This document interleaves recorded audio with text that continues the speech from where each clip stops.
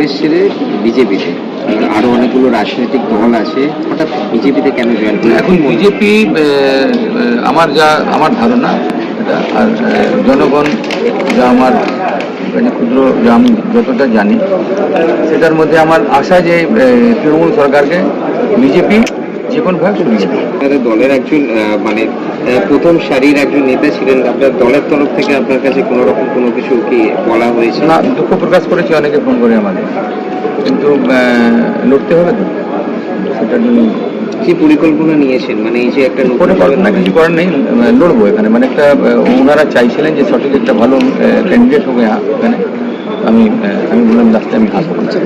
কতটা লড়াই কঠিন হবে? যেহেতু লড়াই তো সবসময় কঠিন হয়। আমি তো 7 ইলেকশন আমি নিজে লড়েছি 7টা, আর 2জন এমএলএ যারা জিতলো তাদের আমি ইলেকশনারি ছিলাম। 2000 সালে আমি তাপস রায়ের ইলেকশনারি ছিলাম, যখন ও তৃণমূল থেকে উনি এমএলএ এখানে দাঁড়িয়েছিলেন, আমি ইলেকশনারি ছিলাম। তো বহুবার আমি ইলেকশনারি আগেও ছিলাম 96 থেকে। তো খুব আশা করি যে আমি এবার এই সিটটা করব। আপনি আগেও বলেছিলেন যে তুমি কোনোদিনও রাজনীতিতে কংগ্রেস ছেড়ে যাবো না, কোনো হঠাৎ করে পরিবর্তন? এটাই আমি ভেবেছিলাম আমার জীবনে, আর সেটার জন্যই আমি তো দীর্ঘ 40 বছর হলো রাজনীতিতে, কিন্তু আমি ভাবিনি যে আমাদের পার্টিটা মানে অনেকটাই দিশাহারা হয়ে যাবে। এটার জন্য আমি দেখলাম যে ওই নেতৃত্বতে আমি লড়তে পারবো না এদের সঙ্গে, লড়ার জন্য আমি এই জায়গায়। 40 বছর রাজনীতি জীবন কংগ্রেসে কতটা দুঃখ হচ্ছে? যেহেতু নতুন পার্টিতে এসে না, তার আনন্দের ব্যাপার, দুঃখ তো নিশ্চয়ই একটা রয়েছে। হ্যাঁ, নিশ্চয়ই। কিছু কিছু ছেলেরা যারা আমার সঙ্গে রাজনীতি করে তারা কাঁদলো আমার জন্য, সেটা একটু দুঃখের, ওটা যখন লাগলো তখন নিশ্চয়ই। দাদা, সাধারণ যে জনতা আপনাদের কাজ দেখে ভোট দেয়, মেনলি যে যদি তারা কোনো রকম সমস্যা আছে, এখানে সমস্যা, যে সমস্যার সমাধান হয় না, সকলেই বলে যে সমস্যার সমাধান হতে, আপনি যে জায়গাতে আছেন আর কি, মানে টিকিট পেয়েছেন আর কি, সেই জায়গাতে দাঁড়িয়ে আপনার কি মনে হচ্ছে কি সমস্যা আছে, যেটা যদি মানে আপনি যদি সেই জায়গাটি পান তাহলে আপনি সেই সমস্যার সমাধান করতে পারবেন? আমি তো দীর্ঘ 22 বছর কাউন্সিলর আছি, আর যতটা পেরেছি, যতটা ই করেছি, আমি মানুষের দুঃখে সুখে আমি আছি। সেটার জন্য জনগণ আমাকে 22 বছর রেখে পার্টিকুলার ওই এলাকার নিশ্চয়ই মূল সমস্যা যেটা আছে, আমি তো জানি না মূল সমস্যা। এখন যেটা দেখছি যে অনেকের তৃণমূলের যে অনেকের মন্ত্রীরা জেলে টাকা চুরি করে বা অনেক দুর্নীতি করে ওরা। আমি চেষ্টা করবো যে মানুষের পাশে। সারদা নারদার সময় কিন্তু তৃণমূলকে হারানো যায়নি, সেক্ষেত্রে 2026-এ মনে হয় এই ধরনের এফআইআর বা এই ধরনের যে দুর্নীতি তৃণমূলকে রোখা যাবে? গত 11-তে যখন মমতা ব্যানার্জি এসেছিলেন কংগ্রেসের, তখন অ্যালায়েন্স ছিল, আর ইলেকশনটা খুবই মানে ইলেকশনটা যেটা বলা যায় যে যারা এসেছিল ইলেকশন অথরিটি, তারা খুব স্ট্রংভাবে ইলেকশন করেছে। সেই কারণে এবারও সিপিএম বা বামফ্রন্ট যখন করতো, ওরা 11-তে করতে পারেনি। আবার ওর থেকেই আরও স্ট্রং ইলেকশন অথরিটি আছে এখন। আমার বিশ্বাস যে ওরা যে ছাপ্পাবাজি করে যে ভোটে জিততো, সেটা লাস্ট প্রশ্ন, চৌরঙ্গিতে যদি আপনি জয়যুক্ত হন তাহলে প্রথম কাজে আপনার কি হবে? মানুষের পাশে থাকা ভাই, সব থেকে তো মানুষের পাশে থাকা।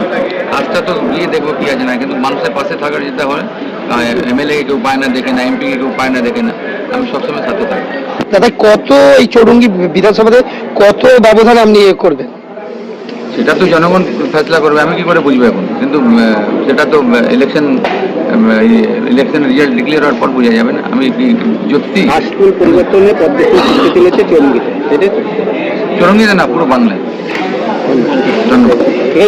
किसी का नियम परिवर्तन है, उत्थान पतन परिवर्तन ये होते रहेगा।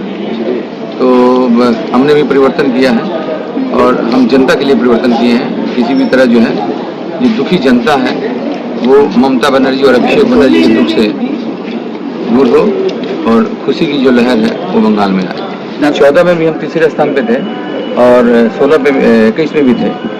तो वो हम 8 राउंड तक चुनाव जीते थे।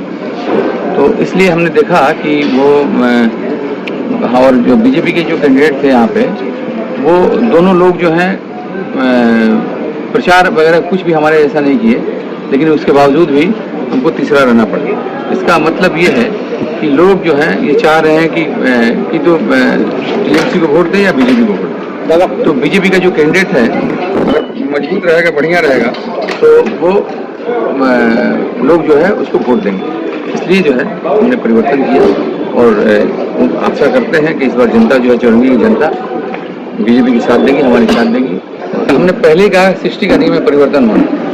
आज कम लोग हैं संख्या में, कभी हो सकता है अच्छे लोग हों उसमें, तो ये परिवर्तन होता रहता है। आप बोले किसी पार्टी का सिर्फ हम खत्म करने वाले कौन होते हैं, और जिस पार्टी को हमने 40 साल तक जिस पार्टी में हमने रहा और कार्यकर्ता हमको हमारी जिंदाबाद मुर्दाबाद जो भी हो साथ में रहे, तो तो किसी का कभी खत्म नहीं होता है।